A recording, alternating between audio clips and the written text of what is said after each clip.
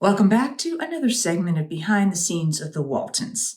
Today I'm going to be talking about an episode from season 6. This is episode number 18, The Family Tree. If you're enjoying these various different videos, please do hit like and subscribe. The Family Tree was written by Thomas Hood from a story by Thomas Hood and Joyce Perry and directed by Larry Dobkin. Larry Dobkin was both an actor and a director, and you saw him as John Boy's professor at Boatwright, Professor Goat. Our episodes typically have two storylines. In this case, the main one is about Verdi. Verdi is feeling unsettled and a little adrift and lost because she doesn't really know her family history. Early on, we see Jason helping her plant flowers at her father's graveside. And she talks about that she just doesn't have any history of them and would like to have that. And Jason says he can understand how she would feel a little unsettled and adrift and doesn't know who she is, and that he might feel the same way if he didn't have his parents and Esther and Zeb and the rest of his siblings. But it's interesting because he doesn't mention anything about Olivia's side of the family. And I know you have also commented at times about why didn't we learn more about Olivia's family, her parents, or if she had siblings. And I really don't know why that was. Jason asks Grandpa if he knows anything about Verdi's family. And he said he did know her parents. And Jason says that Verdi has asked him to potentially help her trace some of her family history. And Jason has a lot of school assignments, doesn't think he has time, and doesn't know why Verdi would need his help. And Grandpa points out that Jason would be able to open doors that Verdi wouldn't be able to. We see Verdi looking through a box of her father's belongings, and she comes upon this photo, which seems to be of her family, probably her parents and herself. And then she comes across this sort of medallion, and she has no idea what it is. Verdi says to Harley that she would like to search for her family roots, basically. And Harley says he feels that she should move on from her father's death and that no good can come from her trying to go and search for her family. But Verdi really feels like she wants to, and Harley is just afraid that people won't be kind to her, that she's in a kind community here on Walton's Mountain, but that isn't necessarily the case in other places. That evening, Verdi goes to talk to Jason. Jason's sitting on the front porch. Now, I did initially go, oh, this is shot on the studio, on the sound stage, because the telltale things for me are when you see Jason in that swing, there's sort of a tree behind him to sort of fill what's behind him.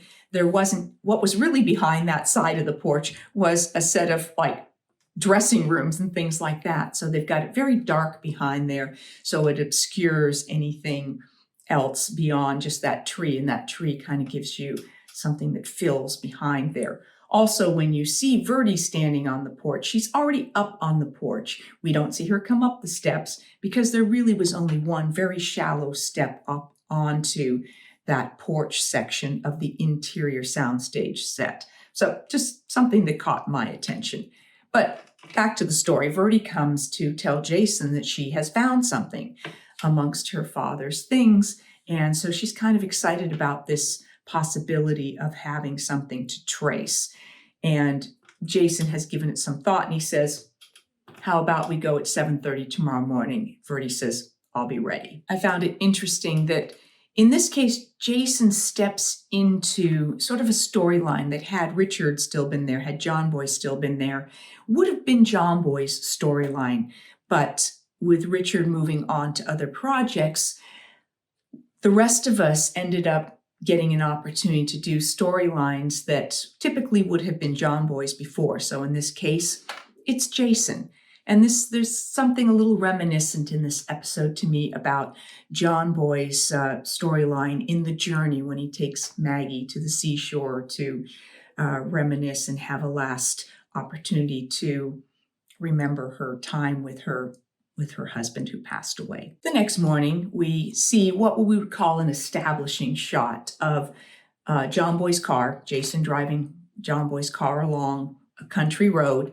From a distance, you can't really tell who's driving. And I know John Dayton had said that they would go and they would get these various different shots of cars going this way and that way. They'd take all the vehicles up to like Fraser Park and just shoot these establishing shots of vehicles. In this case, as I look at it, it looks to me like there was only one person in that car. But because it's far enough away, you don't really identify that. But it kind of looked that way to me. And then they go into a closer shot of Jason and Verdi inside the car. Now, this would have been done on the sound stage in what I have talked about in terms of a process shot, where you have the car in front of a screen that has been recorded of a road. And so the camera shoots in the car and behind you see the road behind moving along. So here they can control the lighting and they can easily get the shot and they can light it and get the sound happening. And they don't have to deal with other sorts of equipment to try and get an actual moving shot. They start off at, I believe it's the city hall, the county records and stuff like that. And they speak with a clerk there who is looking back through registers of births and deaths. And they can't find anything. And she's very rude to them and says, well, those people typically didn't read and write, so they didn't bother to record births and deaths. Verdi's obviously hurt and upset by that reference. And as is Jason, he says, well, Mrs. Foster does read and write, but the clerk is just not willing to let go of her bias in that regard. While there, they are able to look at another registry, and in that they find a record of Verdi's birth on October 11th, 1898 to Edward and Ethel Harris in Brightwood, Virginia. So this is another lead that they are now going to follow up on. Jason and Verdi go to the address that they found on Verdi's birth record, and there they meet Mrs. Harris. And she looks at Verdi, and Verdi looks familiar to her, and she's like, Ethel? And then well, it can't be Ethel. No. And then realizes it's Verdi, Ethel's daughter. And she says that they lived upstairs. And then she calls her husband, Frank, and Verdi says she's trying to learn something about her parents. And Frank says her dad didn't share a lot, but one time he did share that his parents had died in some sort of an epidemic, and that then he was sort of shuffled around. Verdi pulls out the medallion and shows it to him, and he doesn't quite know what it is, but I thought that the music behind this was very interesting. It had sort of an ominous, sort of a drum beat, almost an African feel to it. So a little foreshadowing there with the music. Frank also says that Verdi's father, Edward, had mentioned wanting to visit his parents' graves in Scottsville. So this is another lead for them. That evening, Jason is talking with Grandpa and Daddy about this, and John says that they won't find any records there because he did some work over there in Scottsville, and that there'd been a flood and all those records had been destroyed.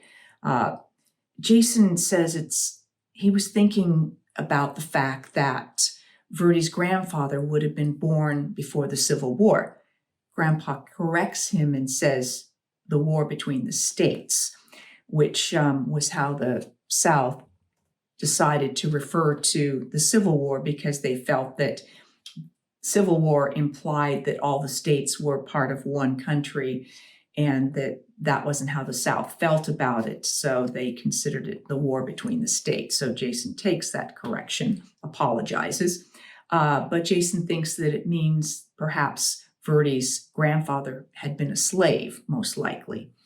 So they do go to Scottsville, and they go through different graveyards and things like that, looking at grave markers, looking for the possibility of finding the grave markers. And they do find them. They find her grandmother and her grandfather, and then they go in and they speak with the sexton at the church there, and he shows them old record books and from 1887. So in that, they are able to locate Albert Harris and his wife Etta, who would have been Verdi's grandparents. Verdi shows him this medallion, and he says that that was something that slaves brought from Africa. And but the death records show that her grandfather, he was born a slave but died a free man. So they think that this family, there's a name, Unwin, and they think that that's most likely the family that owned them. The next step on their journey is to go to the Unwin estate, and they try to speak to Miss Unwin, and she just orders them to leave. She's very hostile, and she's very bitter about the war that caused the ruin of her family. They lost everything because of that war, so she has no interest in having any kind of a conversation with them and basically orders them to leave. Frustrated on behalf of Verdi and speaking with Grandpa, Grandpa says that he should go back and talk to her again, and that perhaps Miss Unwin would talk and listen to Grandpa, but that Jason should try to understand her side of things and what happened to her and her family. That, there's basically two sides to the story, and that, she did lose everything, so that Jason should try to have a bit of empathy for her. But Grandpa, Jason, and Verdi get dressed up and go back and talk to her and just lean on her a bit. And eventually she relents, because they say that, she knows about her whole family and everything, and that Verdi doesn't, and that she was part of all of this, and that basically Miss Unwin's family owned Verdi's, and there's something within that I guess finally touches her. So she says that all the old records are up in the attic and that they're welcome to go up there and look through them. So they do, but everything they find has gotten wet and they can't read any of it. It's just all blurred and blended together. But they do find a sketchbook, and evidently it was very common at that point for people to sketch. And so Miss Unwin had done all these sketches, some of her family, but then she did all these sketches of the slaves that they had, the cook and the houseboy, and then they come across a sketch of what would have been Verdi's great-grandfather holding his son, Albert, who was Verdi's grandfather. And so Verdi has found this link to her family now. The sweet subplot in this episode is about Elizabeth, who has come across ads for soldiers wanting pen pals. And so she has started to write to this young soldier. But she's writing a completely fictitious letter about that she's 18 and all of this. And Aaron sees it and says, you can't do that. You can't lie to him. But she's like, well, what am I going to say? I'm a 12-year-old girl, And then she asks Aaron if she can borrow some of her perfume to put on the letter, and Aaron relents. So Elizabeth has this ongoing thing of these letters. She takes it to Ike's store and she pretends it's a letter that Aaron is mailing, and Ike isn't completely convinced about this. We're back on the porch again. Pretty much any porch scene in this episode was shot on the soundstage.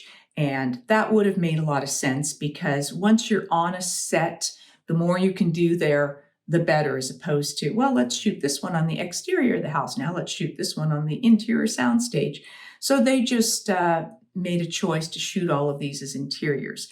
And you can tell this immediately, because as Jim Bob comes out onto the porch, you can really see into the living room, and you can see up those stairs to the landing where the sewing machine was and things like that. And you can't see that amount of detail, nor do the stairs go as far in the exterior house set. So he comes out and he's talking to her, and he's teasing her about writing to soldiers and stuff like that, and says, well, you should send him a picture or something. So Elizabeth, she goes in, and we do see her go all the way up those stairs there, which confirms that aspect of it.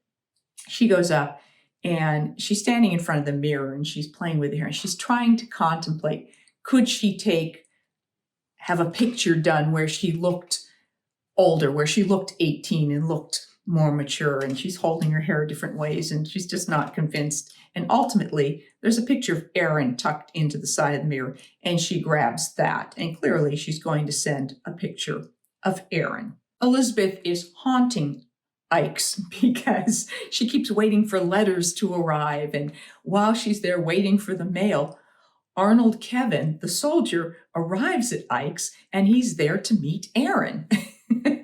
So Ike sends him off to the Walton house. Elizabeth has taken off and run home and gets there and is in a panic and tells Erin he's coming, he's here. And, all of a sudden there's a knock at the door, and Elizabeth wants Erin to go answer it. And Erin's like, no, you have to go answer that door. And basically, Arnold figures out pretty quickly. Elizabeth's just sort of stuttering and stammering and not able to speak. And he kind of says, "Are you Elizabeth?" And she sort of nods, and he's really very sweet with her. Arnold has been invited to dinner with the Waltons. And this is actually, I realized, the one and only time I appeared in this episode was at this one dinner scene. Same thing with Ben. We hadn't seen him at all either, I don't think. So at least I had a scene. And we have dinner, and Arnold talks about how he has, I think, 4 sisters or something like that. And so he's fine with all of it, and is very kind with Elizabeth. A lot of guest actors in this episode. Of course, Lynn Hamilton back as Verdi and Hal Williams as Harley. And then we saw Joe Connolly back as Ike. Now, Cora Beth wasn't in this episode, so once again, don't know whether they just had nothing written for her or she wasn't available. Chances are they didn't feel that there was anything in particular they needed from her in the episode. So they gave it to Ike as a storyline. And then there was Pauline Myers and Davis Roberts as Frank Nelson and Mrs. Nelson. Now she did Days of Our Lives for 30 episodes, so some of you may have seen her on that. And we have a little bit of a connection. One of my earliest jobs was as a child in the movie of Hotel. And he was also in that movie, although we did not work together. He also did 3 episodes of The Waltons. He was in this one, of course. And then in season 2, in the episode The Theft as Dewey, and in season 9, The Triumph as the farmer. Vernon Washington was the sexton at the church.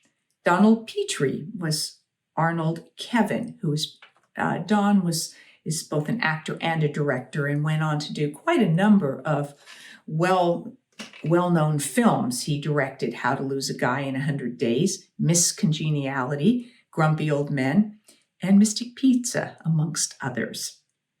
Amzie Strickland was the clerk.